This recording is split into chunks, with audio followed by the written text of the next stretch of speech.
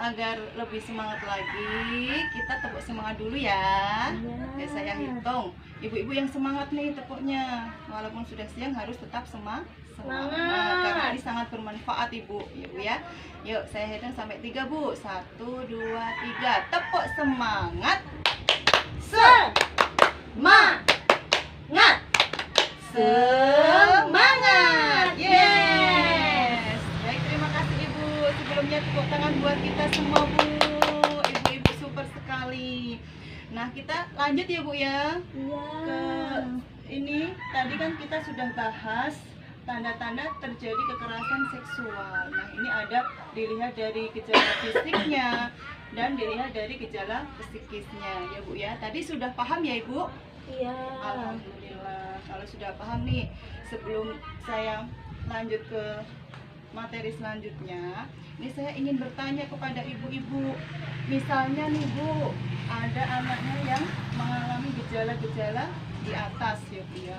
Ya nggak harus semuanya Bu, misalnya salah satu atau 2 tanda itu gimana sih Ibu menanggapinya gitu ya Bu ya. Saya ingin bertanya ini. Yang pertama Ibu Nur ya Bu ya. Iya Bu. Ya, coba Ibu Nur mengutarakan pendapatnya jika anaknya mengalami gejala kekerasan. Silakan Ibu. Iya, Ibu yang vitamin jaga bayi ya Bu ya. Mudah-mudahan anak kita terlindung dari kejadian itu ya Bu. Amin.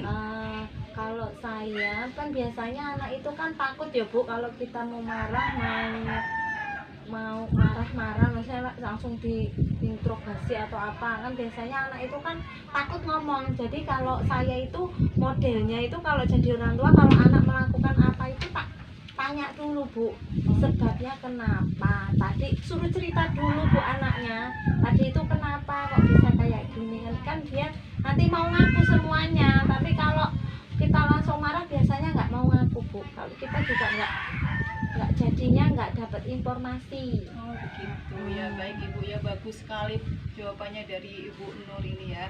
Jadi ditanya dulu, di cross check dulu, dikorek-korek dulu anaknya, jangan langsung dimarahin gitu ya Bu ya. Jadi bagus ini jawabannya, tanggapannya dari Ibu Nur. Tepuk tangan buat Ibu Nur. Terima kasih Bu Nur. Nah, selanjutnya saya ingin bertanya satu lagi nih Bu, kepada Ibu Siti yang sebelah sana. Silahkan Ibu tanggapannya ketika anaknya mengalami tanda-tanda kekerasan. Ya pasti kalau saya ya pasti panik toh Bu. Lah ya iku ngopo terus langsung dimarahin. Tadi ngopo lenje-lenjehan opo piye Bu? Ya jadi nek aku ya langsung tak marah-marah Bu, ngopo. Oh gitu ya Bu ya. Nah. Ya, terima kasih, super ya Ibu Siti. Terima kasih banyak, tepuk tangan buat Ibu Siti. Nah, baik, terima kasih Ibu Nur dan Ibu Siti, perwakilan dari pertemuan kali ini ya, menyampaikan pendapatnya. Nah, ini Bu, ini saya akan mengupas flipchart ya, flipchart 12. Ini sikap dan perilaku orang tua jika anak mengalami gejala-gejala kekerasan seksual ya, nanti kita bahas. Nah, ini tidak panik, tidak marah yang pertama Bu. Tadi sikap Bu Siti marah-marah ya Bu ya, beda dengan sikap Bu Nur. Mungkin emang cara menanggulangi anak kan memang beda-beda ya Bu ya, tapi kita di sini belajar bagaimana sih yang benar untuk menanggapi anak yang mengalami gejala tersebut ya, gejala kekerasan. Ini tidak boleh panik Bu. Biasanya ibu-ibu kan panik ya, anaknya tiba-tiba nangis, ini kenapa, langsung panik, langsung marah. Itu tidak boleh. Kemudian peluklah anak erat-erat untuk menunjukkan bahwa Anda sangat menyayangi mereka. Dipeluk Bu ya. Anaknya datang misalnya nangis, pulang-pulang tiba-tiba nangis, katanya ada yang nakal di sana, ada yang pegang pantatnya misalnya ya. Jadi langsung nangis, ketakutan ya Bu. Kita peluk dulu Bu, biar anak itu merasa kita sayangi ya Bu ya. Nah, kemudian sampaikan bahwa tidak ada satu orang pun yang boleh menyakiti mereka dan apapun yang terjadi akan tetap memberikan perlindungan. Ya Bu ya, sampaikan Bu bahwa orang tua itu selalu ada buat anaknya. Jadi nggak mungkin namanya orang tua malah nyalahin anaknya.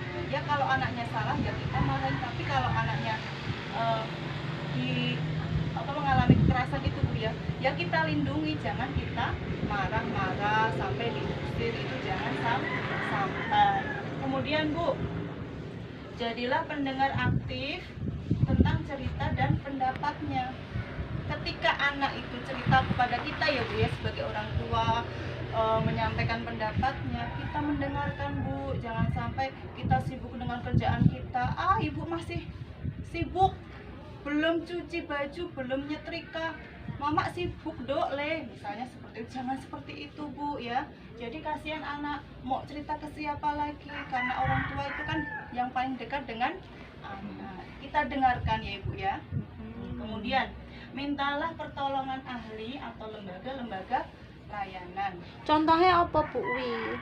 Nah misalnya kita anak kita sudah sangat parah Bu ya, misal sampai ini pakainya robek, sampai kancingnya lepas, itu kan sangat parah ya. Berarti itu akan sudah mendekati kekerasan yang sangat parah. Misalnya ini juga gejala psikisnya sampai depresi ya, akibat kekerasan tersebut. Kita lapor Bu ya, minta pertolongan ke ahlinya. Paham ya Ibu? Iya. Kemudian laporkan ke polisi, bisa itu Bu, kita minta perlindungan, lapor ke polisi ya. Paham Ibu? Iya Bu. Jangan takut Bu ke polisi, karena polisi juga akan melindungi kita ya, akan mau melindungi anak-anak kita juga. Sampai sini paham Ibu? Iya Bu. Ya, bisa dipahami ya Bu ya. Tadi tanda-tandanya kita harus paham. Yang kekerasan itu kita harus paham. Kemudian yang sikap kita sebagai orang tua itu harus memahami anak Bu. Jangan sampai kita cuek, jangan sampai kita masa bodoh, nggak mau tahu anak kita nangis-nangis, kita biarkan saja karena kita sibuk. Jangan sampai. Nah ya Bu ya, ini perlu dipahami Bu, buat bekal nanti pulangnya Bu ya.